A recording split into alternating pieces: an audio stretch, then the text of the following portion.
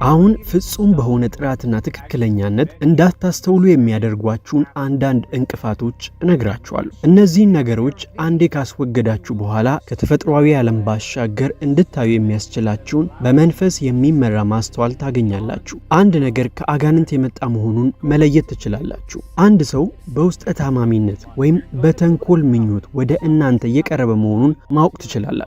አንድ ነገር እንዲሁ በአጋጣሚ የመጣ ችግር ሳይሆን እውነተኛ የአጋንንት ጥቃት መሆኑን መለየት ትችላላችሁ። መንፈሳዊውን ዓለም በሚገባ ትገነዘባላችሁ። ብዙ ሰዎች ማየት የማይፈልጉትን ነገር ስለሚያዩ ይህንን ማስጠንቀቂያ አሁን ልሰጣችሁ እወዳለሁ። ይህ ትምህርት አይኖቻችሁን ይከፍታል። በመንፈስም በግልጽ ማየት ትጀምራላችሁ። ይህንን አንዴ ከተማራችሁ በኋላ ወደ ኋላ መመለስ የለም። በመንፈስ ፍጹም በሆነ ጥራት ማየት ትጀምራላችሁ።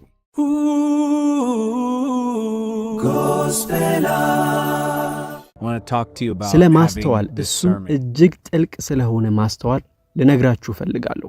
አሁን ማስተዋላችሁ ሊናወጥ የሚችልባቸውን አንዳንድ መንገዶች አሳያችኋለሁ። በተለይ አሁን ከተለያዩ አቅጣጫዎች ብዙ ነገሮች እየመጡብን ስላሉ እነዚህን ችግሮች ለይታችሁ በአስቸኳይ ማስተካከላችሁ በጣም አስፈላጊ ነው። ከባህል የሚመጡ መልእክቶች አሉ። ጠላት በውስጣችን ሊተክላቸው የሚሞክራቸው ውሸቶች አሉ። በራሳችሁ ስሜትና ሐሳብ ውስጥ ትዘበራረቃላችሁ። በዚህም ምክንያት እግዚአብሔር ስለዛ ሥራ እየገራችሁ መሆኑን አለመሆኑን ለመለየት ሊከብዳችሁ ይችላል። የዚህን ሰው ውስጣዊ ዓላማና ለእኔ መቅረቡ መልካም ነው ወይስ አይደለም ብሎ ለመለየት ሊያስቸግር ይችላል። እግዚአብሔር ለወደፊት ሕይወታችሁ ስላለው ዕቅድ ለመለየት ሊከብዳችሁ ይችላል። እንግዲህ የመጀመሪያውን እንቅፋት እንመልከት። እርሱም ትዕቢት ነው። ብዙ ክርስቲያኖች ማስተዋል እንዳላቸው አድርገው በራሳቸው ይኮራሉ። ቢያንስ እነሱ በሚያስቡበት መንገድ ይህ እንደ ስብዕናቸው አካል ተደርጎ ይቆጠራል። ነገር ግን ዘካርያስ ምዕራፍ 4 ቁጥር 6 እንዲህ ይላል፣ በመንፈሴ እንጂ በኃይልና በብርታት አይደለም ይላል የሰራዊት ጌታ እግዚአብሔር። ትዕቢት ለማስተዋል እንቅፋት የሚሆነው አካሄድን ለማስተካከል፣ ስህተትን ለማረም እድል ስለማይሰጥ ነው። እንዲያውም ትዕቢት አንዳንድ ነገርን በትክክል እንዳላስተዋለ በሚረዳበት ጊዜ የቀረቡትን ማስረጃዎች በሙሉ ትቶ ገና ከመጀመሪያውኑ እሱ ያስበው የነበረው ነገር ትክክለኛ መሆኑን የሚያረጋግጡለትን ምክንያቶች ይፈልጋል። ለምሳሌ አንድ ሰው አግኝታችሁ በመጀመሪያ ላይ አልወደዳችሁትም እንበል። በአእምሯችሁ ውስጥ ስለ እሱ የሆነ ያልተስተካከለ ነገር እንዳለ ታስባላችሁ። ቆየት ብሎ ግን ነገሩን አጋናችሁት እንደነበር ወይም በዚያን ጊዜ በጥሩ ስሜት ላይ እንዳልነበራችሁ ወይም ደግሞ ያ ሰው በመጥፎ ቀን ላይ እንዳገኛችሁ ትረዳላችሁ። ነገር ግን ተሳስቻለሁ ብሎ ከመቀበል ይልቅ አይደለም ገና ከመጀመሪያውኑ እኔ ልክ ነበርኩ ብላችሁ ለራሳችሁ የምትነግሩበትን ተጨማሪ ምክንያቶች ትፈልጋላችሁ። በዚህም ምክንያት በዚያ በተሳሳተ አስተሳሰብ ላይ በጽኑ ትቀጥላላችሁ። ትዕቢት ትልቅ እንቅፋት የሆነው ለዚህ ነው። ምክንያቱም በመንፈስ ከመታመን ይልቅ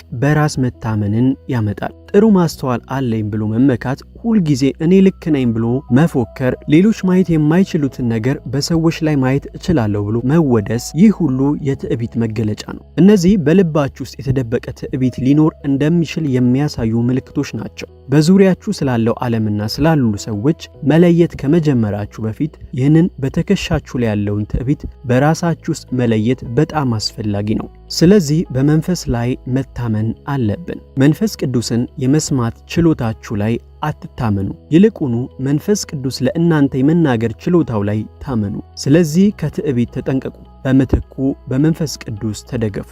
ቀጣዩ ደግሞ በጣም ትልቅ ነገር ነው። እንዲያውም በዚህ ጉዳይ ላይ ብዙ አስተያየት ይደርሰኛል፣ ያውም ጥሩ ያልሆነ አስተያየት። እርሱም ቂም ነው። ቂም ማስተዋላችሁን ፍጹም ያናገዋል። ወደ ዕብራውያን ምዕራፍ 12 ቁጥር 15ን እንመልከት። የዕብራውያን ጸሐፊ እንዲህ ይላል፣ ከእናንተ ማንም የእግዚአብሔር ጸጋ እንዳይጎልበት ደግሞም መራራ ስር በቅሎ ችግር እንዳያስከትልና ብዙዎችን እንዳይበክል ተጠንቀቁ።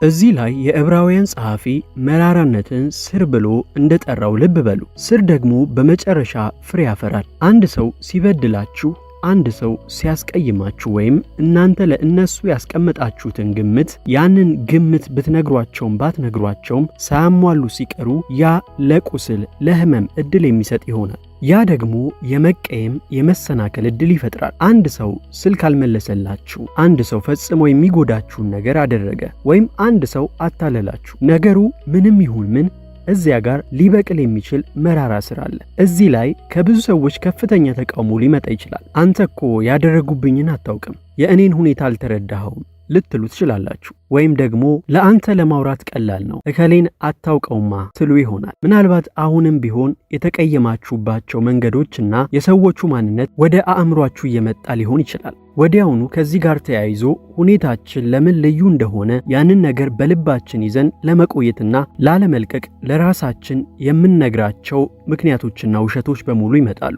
ነገር ግን የሚሆነው ነገር ይህ ነው። ያንን ቂምና መራራ ስር በልባችሁ ውስጥ እንዲቀመጥ ስትፈቅዱለት አሁን እሱ አሉታዊ ባህሪያትን ማፍራት ይጀምራል። ወይም ደግሞ ሁሉንም ነገርና ሌሎችን ሰዎች በሙሉ የምታዩበት መነጽር ፊልተር ይሆንባችኋል። ለምሳሌ አንድ ሰው ዋሽቷችሁ ሊሆን ይችላል፣ ያውም በጣም ጎበዝ ውሸታም ነበር። ውሸቱን ስታውቁ ደግሞ በዚህ ሰው ላይ እምነት ጥላችሁ ስለነበር በጣም አዘናችሁ። እንግዲህ አሁን ያ ጥርጣሬ በልባችሁ ውስጥ ተተክሏል። ከእንግዲህ የምታዩት በዚህ የጥርጣሬ መነጽር በኩል ይሆናል። ስለዚህ ይህ ሰው ሙሉ በሙሉ እውነተኛ ላይሆን ይችላል የሚል ማንኛውም ሐሳብ በመጣላችሁ ቅጽበት ነገሩ ፍጹም ስህተት ሆኖ ሳለ እናንተ ግን በልባችሁና በአእምሯችሁ ይህ ሰው እየዋሸኝ ነው ትላላችሁ። አሁን ያንን ሰው የዳኛችሁ ያላችሁት ባለፈው ተሞክሯችሁ መነጽር በኩል ነው። እንዲያው ይህ በጣም ልታስቡበት የሚገባ ነገር ነው። ያ ሰው የተወሰነ የስብዕና ጠባዮች እያሳየ ሊሆን ይችላል። ምንም የባህሪ ጉለት ኖሮባቸው ሳይሆን ልብሳቸው ወይም የድምፅ አወጣጣቸው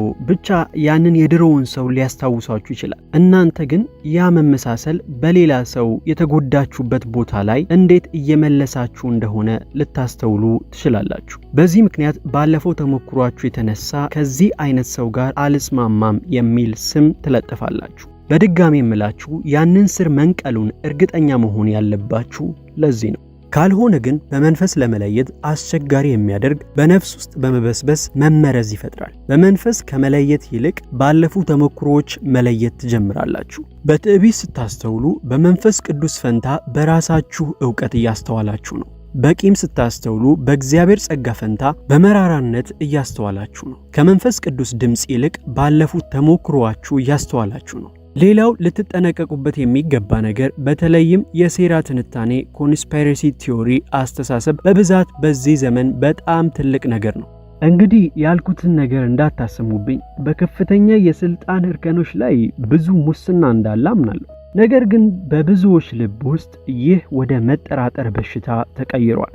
እንዲያውም ሙሉ በሙሉ በባለስልጣናትና በዚህ ዓለም ስርዓቶች ላይ ባላቸው ጥርጣሬ ላይ የተገነባ የራሳቸው የሆነ የእምነት ስርዓት ፈጥረዋል። ይህ ደግሞ የቃሉን ትምህርት እነዚህን የሴራ ትንታኔዎችና የፖለቲካ ሐሳቦችን አንድ ላይ በመቀላቀል ሁሉም ተደባልቆ የተዛባ ነገር የሆነበት ሌላ አይነት የክርስትና ገጽታ ፈጥሯል። ስለዚህ በመንፈስ ቅዱስ ላይ ከመታመን ይልቅ በልባችሁ ውስጥ በተተከለው ፍርሃት ላይ ትታመናላችሁ። በተለይ በዚህ ዘመን ያልኳችሁ ለዚህ ነው። ስለዚህ አንድ ነገር ይከሰታል ብላችሁ ትፈራላችሁ። እኔ ራሴ በከፍተኛ የድንጋጤ ጥቃት እሰቃይ በነበረበት ጊዜ በአካሌ ላይ የልብ ድካም ምልክቶች በትክክል የሚሰማኝ ደረጃ ላይ እደርስ ነበር። ይህ እኔ ያለፍኩበትና ብዙ ሰዎችም የሚያልፉበት እውነተኛ ነገር ነው። ብዙ ሰዎች የሚያስተውሉት ነገር ቢኖር አንድ ሰው የድንጋጤ ጥቃት ወይም የጭንቀት ስሜት ውስጥ ሲሆን በአእምሮ ወይም በእውቀቱ ምንም ችግር እንደሌለ ቢያውቅም አካሉ ግን በጣም ስለተወጠረ የተሳሳቱ ምልክቶችም መላክ ይጀምራል። ስለዚህ እኔም ልቤ በጣም መምታት የሚጀምርበት ደረጃ ላይ እደርስ ነበር። ትከሻዬና እጄ መታመም ይጀምራል። በአካሌ ላይ የመደንዘዝ ስሜት ይመጣል። የጎንዮሽ እይታዬን ማጣት ስጀምር እይታዬ ልክ እንደ ዋሻ ጠባብ ይሆን ነበር። ነገሮች በሙሉ ይሽጎደጎዱ ነበር። በስሜቴ ውስጥ ይህንን የመጨረሻ ፍርሃትና ጭንቀት አስተናግጄ ነበር። በወቅቱ የሆነው ነገር ምን መሰላችሁ? የልብ ድካም እየያዘኝ እንደሆነ ሙሉ በሙሉ አምኜ ነበር። ምንም ሌላ አማራጭ የለውም። ከቶ አያጠራጥርም። ነገሩ እየሆነ ነው ብዬ አሰብኩ። እኔ ራሴ ስንት ጊዜ ወደ ድንገተኛ አደጋ ክፍል እንደነዳሁ ገብቼ ስሜን እንዳስመዘገብኩና እዚያም በድንገተኛ ክፍል መጠባበቂያ ቦታ ላይ ተቀምጬ ሳለሁ በድንገት ምልክቶቹ እየቀነሱ ሲሄዱና በእርግጥም በእኔ ላይ ምንም የተበላሸ ነገር እንዳልነበረ ስረዳ የነበረውን ጊዜ ብዛት ልነግራችሁ አልችልም። እንግዲህ ፍርሃት በልብ ውስጥ ስር ሲሰድ የሚሆነው ነገር ይህ ነው። ነገር ግን እናንተ መጠርጠር ትጀምራላችሁ። አስታውሱ፣ ማስተዋል ማለት ጥርጣሬ አይደለም። አንደኛ ዮሐንስ ምዕራፍ 4 ቁጥር 18 እንዲህ ይላል፣ ፍጹም ፍቅር ፍርሃትን አውጥቶ ይጥላል እንጂ በፍቅር ፍርሃት የለም፣ ፍርሃት ቅጣት አለውና። ይህ ደግሞ የእግዚአብሔርን ፍጹም ፍቅር ገና ሙሉ በሙሉ እንዳልተለማመድን ያሳያል። ስለዚህ የእግዚአብሔር ፍቅር በልባችሁ ውስጥ ሲሆን ፍርሃትን ሁሉ ያስወግዳል። በመንፈስ አስተውሉ። ይህ ማለት በፍርሃት መነጽር ፈንታ በፍቅር መነጽር ውስጥ ሆናችሁ አስተውሉ ማለት ነው። እግዚአብሔር እንደሚወዳችሁ ስትረዱ ጥበቃ ስር እንዳላችሁ፣ እሱ እየተንከባከባችሁ እንደሆነ፣ ለሕይወታችሁ መልካም ዕድል እንዳለውና በሕይወታችሁ ውስጥ መልካም ነገር ለማድረግ እንደሚያስብ ትገነዘባላችሁ። ይህ አመለካከት ሰማዩ ሊደረመስ ነው፣ ካላየሁት በመጀመሪያዎቹ ጥቂት ሰከንዶች ውስጥ ሕይወቴ ሙሉ በሙሉ የሚያጠፋ የአጋንንት ጥቃት ከደጃፌ ላይ አድብቷል ከሚለው አስተሳሰብ ፍጹም ተቃራኒ ነው። ወይም ደግሞ በአንድ ስብከት ውስጥ እኔ በግሌ ከማምነው ትንሽ ለየት ያለ ነገር ስሰማ ይህ ፈጽሞ ክህደት፣ ብልሽት ነው ከሚለው አመለካከት ይለያል። እርግጥ ነው ጥቂት እርሾ ሊጡን ሁሉ ያቦካል የሚሉትን ጥቅሶች አውቃለሁ፣ እረዳለሁ። ለማንኛውም ማታለል ቦታ አለመስጠታችንን ማረጋገጥ እንፈልጋለን። ነገር ግን አንድ ሰው በልሳን መናገር አያምንም። እናንተ ግን ስለምታምኑ ብቻ ወደ ገሃነም አትገቡ። አንድ ሰባኪ በአስጨናቂው ዘመን መምጣት በፊት ወይም በኋላ ስለሚሆነው ንጥቀት ከእናንተ የተለየ አመለካከት ስላለው ብቻ ያንን ሰባኪ ልታገሉት አይገባም። አንድ ቤተክርስቲያን አምልኮን የሚገልጽበት መንገድ የተለየ ስለሆነ ወይም ስለ ፈውስ ትንሽ የተለየ አመለካከት ስላለው ብቻ ቤተክርስቲያኑን ትታችሁ መውጣት የለባችሁም። እነዚህ ፍርሃት የወለዳቸው የፓራኖያ የማስተዋል መንገዶች ናቸው። ይህ ነገር የሚያመጣው ውጤት ምን መሰላችሁ? በዙሪያችሁ ካሉ ሰዎች ሁሉ ፍጹምነትን እንድትጠይቁ ያደርጋቸዋል። ካልሆነ ግን ታገሏቸዋላችሁ፣ ትለዩአቸዋላችሁ። የዚህ ችግር ደግሞ እናንተ ራሳችሁ ፍጹም አለመሆናችሁ ነው። ስለዚህ በዚያ ብቸኝነትና መገለሉ ስትቀሩ ይልቁኑ ይበልጥ መፍራት ትጀምራላችሁ። ያ የፍርሃት አዙሪትም ይደገማል። ስለዚህ እያወራን ያለነው ስለ ፍርሃት በሽታ ፓራኖያ አይደለም። በፍርሃትና በጭንቀት ስሜት ስለመመራት አይደለም። ወይኔ ምን ሊገጥመኝ ነው ወይስ ይህ ነገር እንዴት ሊነካኝ ነው ማለት አይደለም። አይሆንም። ዘና በሉ፣ ረጋ በሉ። ይህ ልነግራችሁ ከምችላቸው እጅግ መንፈሳዊ ነገሮች አንዱ ነው። ተረጋጉ፣ ትንፋሽ ውሰዱ፣ ስለ እግዚአብሔር ፍቅር አስቡ። እሱ እንደሚጠብቃችሁ፣ መንፈስ ቅዱስ እንደሚመራችሁና በመጨረሻም የማዳንና የመጠበቅ ኃይል ስላለው እሱ እንደሚያቆማችሁ አስቡ። ስለዚህ በፍርሃት ላይ ተመስርታችሁ አትፍረዱ። በፍርሃት ላይ ተመስርታችሁ አታስተውሉ። ይልቁኑ የዚህ ፈውስ የእግዚአብሔር ፍቅር ነው። መልካም። አሁን ለማስተዋላችሁ የመጨረሻውን እንቅፋት እሰጣችኋለሁ። ይህንን አራተኛ ነጥብ ከሰጠኋችሁ በኋላ ወዲያውኑ ማስተዋላችሁን እንዴት ስለታም ጥልቅ ማድረግ እንደምትችሉ አሳያችኋለሁ። እንግዲህ አራተኛው ነጥብ ከውጫዊ ገጽታ መፍረድ ነው። እኔ ራሴ ስንት ጊዜ ይህንን በግልጽ ለመቀበል እወዳለሁ። ሰዎችን አግኝቼ በነገራቸው ትንሽ እንደተቀየምኩ እንዳልተመቸኝ ልነግራቸው አልችልም። ያነጋገራቸው ዘይቤ አልተመቸኝም ነበር። ራሳቸውን የሚመሩበት መንገድ አልተመቸኝም ነበር። በእውነቱ ግን ወደ ላይ የመጣ ያለው በእኔ ውስጥ ያለ ችግር ነበር። ምናልባትም እነሱ ባላቸውና እኔ እንዲኖረኝ በምመኘው አንድ ባህሪ ምክንያት በራሴ ላይ መተማመን አጥቼ ሊሆን ይችላል። ነገሩ ምንም ይሁን ምን ከሰው ሰው ይለያያል። ነገር ግን ከውጫዊ ገጽታ ፈርጄ ይህ ከመንፈስ የመጣ ነው ብዬ ለራሴ የነገርኩበትን ጊዜ ብዛት ልነግራችሁ አልችልም። ቆየት ብሎ ግን መንፈስ ቅዱስ እኔ ይህንን አልነገርኩህም፣ ያ እኔ አልነበርኩም፣ የራስ እይታ ነበር፣ ከውጫዊ ገጽታ እየፈረድክ ነበር ብሎ ሊያርመኝ ይገደል ነበር። ነቢዩ ሳሙኤል እንኳ በዚህ ጉዳይ ላይ ችግር ነበረበት። እሴይ ልጆቹን ወደ እሱ ባመጣቸው ጊዜ ሳሙኤል ቀጣዩን ንጉሥ እንዲቀባ ተመድቦ የነበረበትን ጊዜ ታስታውሳላችሁ። በእውነቱ እርሱ እየፈለገ የነበረው ዳዊትን ነበር። ነገር ግን ይህንን አያውቅም ነበር። በልቡም በእውነት እግዚአብሔር ሊቀባው የፈለገው ሰው ይህ ነው፣ በእውነት ቀጣዩ ንጉሥ ይህ ነው ይል ነበር። ለምን? ምክንያቱም ከውጫዊ ገጽታ እያየ ይፈርድ ነበር። ነቢዩ እንኳን ይህንን አድርጓል። ታዲያ ነቢዩ ሳሙኤል እንኳን ሳያስበው በድንገት እንዲህ አይነት ስህተት ውስጥ ሊወድቅ ከቻለ እናንተና እኔማ ይልቁኑ ሳናስበው በዚህ ስህተት ውስጥ ልንወድቅ እንችላለን። ለዚህ ነው በጣም መጠንቀቅ ያለብን። አንደኛ ሳሙኤል ምዕራፍ 16 ቁጥር 7 ላይ እንዲህ ይላል፣ እግዚአብሔር ግን ሳሙኤልን አለው። እንግዲህ እግዚአብሔር እዚህ ላይ ሳሙኤልን እያረመው ነው። ፊቱንና የቁመቱን ዘለግታ አትይ፣ እኔ ንቄዋለሁና። እግዚአብሔር ሰው እንደሚያይ አያይምና፣ ሰው ፊትን ያያል፣ እግዚአብሔር ግን ልብን ያያል።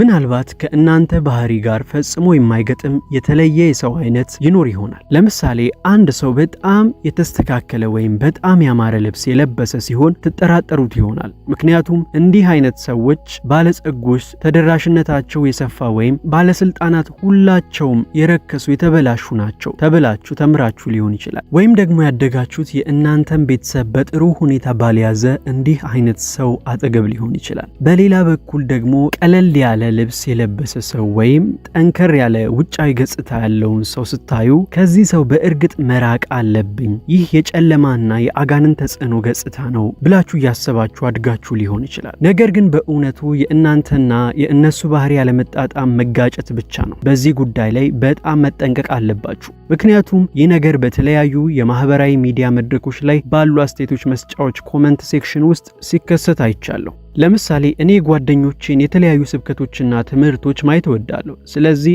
አንዳንድ ጊዜ የእነሱን ይዘቶች እከታተላለሁ። ስመለከትም ይህ እጅግ ግሩም ነገር ነው፣ በጣም ድንቅ ትምህርት ነው እላለሁ። ነገር ግን እዚያ ጋር ሁል ጊዜ ራሱን በጣም መንፈሳዊ አድርጎ የሚያስብ ሰው አስተያየት አይጠፋም። ይህንን ሰው አላውቀውም፣ ግን በመንፈሴ የሆነ የማይመሽ ነገር አለ ይላል። ከዚያም ለመጀመሪያ ጊዜ አንድ ሰው ስለዚያ ሰባኪ እውነታውን የሚያጋልጥ ኤክስፖዝድ ቪዲዮ ሲሰራ እነዚያ ሁሉ ሰዎች በአስተያየት መስጫው ላይ ተገኝተው አውቅ ነበር እኮ ይህንን ከዓመታት በፊት አይቼው ነበር ተናግሬም ነበር ይላሉ። በመቀጠልም እርስ በርሳቸው የተስማሙ በዚያ ማስተዋል በሚሉት ትስስራቸው ምክንያት ራሳቸውን ወደ ከፍተኛ መነቃቃት፣ ንዴት ውስጥ ያስገባሉ። በቃ ከውጫዊ ገጽታ በመፍረዳቸው ምክንያት ትክክለኛ እንደሆኑ ተሰምቷቸው ይጽናናሉ። ነገር ግን ይህ ነገር እንዴት እንደተከሰተ እንኳን አያስተውሉም። ይህ ጉዳይ በኢንተርኔት፣ በቴሌቪዥን ወይም በራዲዮ ስለምትከታተለው ሰው ብቻ አይደለም። ለመሆኑ አሁንስ ቴሌቪዥን በብዛት ማን ያያል? ይህ ጉዳይ ወደ ቤተ ክርስቲያን ስለመሄዳችሁና በውጫዊ ገጽታ በመፍረዳችሁ ምክንያት የምትሰበሰቡበት ቤተ ክርስቲያን ማጣታችሁ ጭምር ነው።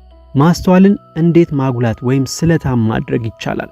እንግዲህ ቀደም ሲል ቃል እንደገባሁላችሁ አሁን ማስተዋላችሁን እንዴት ስለታም ማድረግ እንደምትችሉ እነግራችኋለሁ። ነገር ግን በጣም ቀላል ነው። እኔ ሳወራ እናንተ ይህንን እኮ ከዚህ በፊት ሰምቼዋለሁ፣ ይህንን መስማት አያስፈልገኝም፣ ወይም ይህ በጣም መሰረታዊ ነገር ነው አውቀዋለሁ ትሉ ይሆናል። ነገር ግን እዚህ ላይ መረዳት ያለባችሁ ነገር አንዳንድ ጊዜ በጣም መሰረታዊና ቀላል የሆኑ ትምህርቶች እጅግ ጥልቅ የሆኑ ናቸው። ምክንያቱም ለእነዚያ እውነታዎች ያለን አድናቆትና ግንዛቤ ይበልጥ እየጠለቀ በሄደ ቁጥር በህይወታችን ላይ የምናደርጋቸው የተግባር ተጽዕኖም ይበልጥ እየጠነከረ ይሄዳል። እኛ በእርግጥም ቃሉን ማወቅ ያስፈልገናል። አሁን ይህንን እንደሰማችሁ አውቃለሁ፣ ይህንን እንደምታውቁም አውቃለሁ። ስለ ቃሉ አስፈላጊነት፣ ቃሉን እንዴት ማንበብ እንዳለብንና ቃሉ በህይወታችሁ ላይ እንዴት ተጽዕኖ እንደሚያመጣ በደርዘን የሚቆጠሩ ትምህርቶችን እንዳያችሁ እረዳለሁ። ይህንን ብረዳም ይህንን መስማት አለባችሁ። በተለይ ደግሞ ነገሮችን በፍጹም ጥራት ማየት የምትፈልጉ ከሆነ ይህንን እውነት በማስተዋል ርዕስ ላይ ልተገብሩት ይገባል። መንፈስ ቅዱስ ለእናንተ የሚናገረው ማንኛውም ነገር በቃሉ የተደገፈ ይሆናል። የሚሆነው ግን እኛ በራሳችን ስሜት ላይ ተመስርተን እንሄዳለን። በትዕቢት፣ በፍርሃት፣ ይቅር ባለማለት ወይም በውጫዊ ምክንያት መነጽር ውስጥ ሆነን እናጣራለን። በዚህም ምክንያት በብዙ አጋጣሚዎች ከእግዚአብሔር ቃል የተጋጨ መሆናችንን አንገነዘብም። በውጫዊ ምክንያቶች መነጽር ውስጥ ሆነን እናጣራለን። በዚህም ምክንያት በብዙ አጋጣሚዎች ከእግዚአብሔር ቃል ጋር የተጋጨን መሆናችንን አንገነዘብም። ይህንን የምናደርገው አውቀን በፍላጎታችን አይደለም። እኛ ከእግዚአብሔር ቃል ጋር መስማማት እንፈልጋለን። ነገር ግን ያንን እውነት ካላወቃችሁት ከአንድ እውነት ጋር የተጋጫችሁ መሆናችሁን ከቶ ልታውቁ አትችሉም። በቃሉ ውስጥ ደግሞ ብዙ እውነቶች አሉ። ከዘፍጥረት እስከ ራእይ ብትሄዱ የእግዚአብሔርን ባህሪ የሚገልጡ ብዙ እውነቶችን ታገኛላችሁ። እግዚአብሔር የሚወዳቸውና የሚጠላቸውን ነገሮች የሚገልጡ ብዙ የተለያዩ ጥቅሶች ታገኛላችሁ። አንዳንድ ጊዜ እነዚህ ነገሮች ረቂቅ፣ በቀላሉ የማይታዩ ናቸው። ነገሮቹ እንደ ከሴሰኝነት ራቁ ወይም መዋሸት የለብንም እንደሚሉት በግልጽ የሚታዩ ላይሆኑ ይችላሉ። ይልቁኑ ለአንድ ሰው ሊደረግ የሚገባው መልካም ነገር ከመከልከል የመሰለ ቀላል ነገር ሊሆን ይችላል። ያንን ሰው የመርዳት አቅሙ እያላችሁ ግን ትከለከላላችሁ። ይህ መጽሐፍ ቅዱሳዊ አይደለም። ነገር ግን እግዚአብሔር የሚወዳቸውንና የሚጠላቸውን ነገሮች እየተማራችሁ ስትሄዱ፣ እንዲሁም የእርሱን ባህሪ ሐሳብ እያወቃችሁ ስትመጡ ይበልጥ እርሱን እየመሰላችሁ ትሄዳላችሁ። እሱ እንደሚያስበው ማሰብ ትጀምራላችሁ። እሱ እንደሚያመዛዝነው ማመዛዘን ትጀምራላችሁ። ከእንግዲህ በቃሉ ውስጥ በግልጽ ስላያችኋቸው የተወሰኑ ታሪኮች ወይም ድርጊቶች ብቻ ሳይሆን በእርሱ ባህሪ ላይ ተመስርታችሁ መጓዝ ትጀምራላችሁ። ይህ ደግሞ በጣም የተለየ ነገር ነው። አስታውሱ፣ የእስራኤል ልጆች የእግዚአብሔርን ሥራዎች ያውቁ ነበር። ሙሴ ግን መንገዶቹን ያውቅ ነበር። የእግዚአብሔርን ድርጊቶች፣ ስራዎች ብቻ ካወቃችሁ በሃይማኖታዊ ስርዓት ውስጥ ትቀራላችሁ። ነገር ግን መንገዶቹ ማወቅ ስትጀምሩ አሁን የእግዚአብሔርን ታላቅነት በአእምሯችሁ ይዛችሁ ማየት ትጀምራላችሁ። እሱ ከእኛ ጠባብ አስተሳሰብ እጅግ የላቀ ነው። እሱ እኛ ከለመድናቸው ስርዓቶችና ልምዶች እጅግ የገዘፈ ነው። አንዳንድ ጊዜ እኛ በራሳችን ውስንነት ውስጥ ሆነን በእግዚአብሔር ላይ እንፈርዳለን። እግዚአብሔር እየተንቀሳቀሰ የሰዎች ሕይወት እየተለወጠ ሰዎቹም ከእርሱ ጋር ሆነው ሊሆን ይችላል። ነገር ግን እግዚአብሔርን እኛ ለራሳችን ምቾትና ልምድ በሰራናት በዚህ ጠባብ ሳጥን ውስጥ ስለወሰንነው ብዙ ጊዜ እርሱን እየተቃወምን መሆናችንን አንረዳም። ያውም ማስተዋል እያለን እንጠራዋለን። ስለዚህ እውነተኛ ማስተዋልን እንድንረዳ ይህንን ቃል በሚገባ ማወቅ አለብን። ሁለተኛው ልታደርጉ የምትችሉት ነገር ለመንፈስ ቅዱስ ንቁ ወይም ስሜታዊ የመሆን ልምድ ማዳበር ነው። ይህም ማለቴ የህይወታችሁን ፍጥነት ቀነስ አድርጉት። ለማሰላሰል ጥቂት ቆም በሉ። አቁሙ። በሁሉም ነገር ውስጥ አትቸኩሉ። በህይወት ውስጥ ያን ያህል በፍጥነት መጓዝ አቁሙ። ከዚህ ሐሳብ ጋር በተያያዘ ቃሉን ስታነቡና ስትጸልዩ ቃሉን አንብባችሁ ጸልያችሁ ከዚያም ወዲያውኑ ስልካችሁን አንስታችሁ በቲክቶክ፣ በኢንስታግራም ወይም በአሁኑ ጊዜ አጫጭር ቪዲዮዎች ሪልስ በምትከታተሉበት በማንኛውም ቦታ ላይ ስክሮል ከማድረግ ይልቅ ጥቂት ቆም በሉ። ስልኩን አስቀምጡት። ስላነበባችሁት ነገር አስቡ። ስላነበባችሁት ነገር ጸልዩ። ጌታ እንዲናገራችሁ ጠይቁ። ለመንፈስ ቅዱስ ንቁ መሆን የሚመጣው ህይወታችሁን ረጋ ስታደርጉት ብቻ ነው። እነዚህን ነገሮች አድርጉ። እነዚህን እንቅፋቶች አስወግዱ። ወደ ቃሉ ግቡ። ፍጥነታችሁን ቀንሱና ለመንፈስ ቅዱስ ንቁ የመሆንን ልምድ አሳድጉ። ቢያንስ በየ20 ደቂቃው አንዴ ለእርሱ ዕውቅና ስጡ። የመንፈስ ቅዱስን ህልውና ለማሰብ ብቻ ጥቂት ሰከንዶች ወስዳችሁ ቆም በሉ። ያኔ በፍጹም ጥራት ማስተዋል ትጀምራላችሁ። እነዚህን እንቅፋቶች ስታስወግዱ፣ ለቃሉ ታማኝ ስትሆኑ፣ ለመንፈስም ንቁ ስትሆኑ አሁን እውነተኛ ማስተዋል ይኖራችኋል። አሁን ይህ በአሉታዊ ስሜቶች ላይ ሳይሆን በመንፈስ ቅዱስ ላይ የተመሰረተ የአእምሮና የልብ ጥራት ይሆንላችኋል። እንጸልይ። ክቡር ጌታ ሆይ ማስተዋልን፣ ፍጹም የሆነ የአእምሮና የልብ ጥራትን እንድትሰጣቸው ጸልያለሁ። ወደ መንፈሳዊው ዓለም እንዲያዩ አድርጋቸው። ጌታ ሆይ ስለ ትስስሮቻቸው፣ ስለ ግንኙነቶቻቸውና ስለ ሰጣቸው ተልእኮ እውነቱን ግለጥላቸው። ጌታ ሆይ ማስተዋላችንን ሊያናውጥ ከሚችለው ከማታለል፣ ከፍርሃት፣ ከትዕቢትና ከቂም እንድትጠብቃቸው ጸልያለሁ። አባት ሆይ አንተ እንደምታይ እንዲያዩ የዚህ ክቡር መንፈስ ቅዱስህን ድምፅ በሙሉ መተማመን እንዲሰሙ እንድታደርጋቸው ጸልያለሁ። ጌታ ሆይ መደናገርን አስወግድ። ትኩረት የሚከፋፍሉ ነገሮችን አስወግድ። እነዚያን የተናወጡ ስሜቶች ጸጥ አድርጋቸው። ረጋ እንዲሉና በቃል ላይ ተመስርተው የዚያን ክቡር መንፈስ ቅዱስ ድምፅ እንዲለዩ እርዳቸው። በታላቁ በኢየሱስ ስም እንጸልያለን። ነገሩን የተቀበላችሁ ሁሉ በአስተያየት መስጫው ላይ አሜን ብላችሁ ጻፉ። አሜን።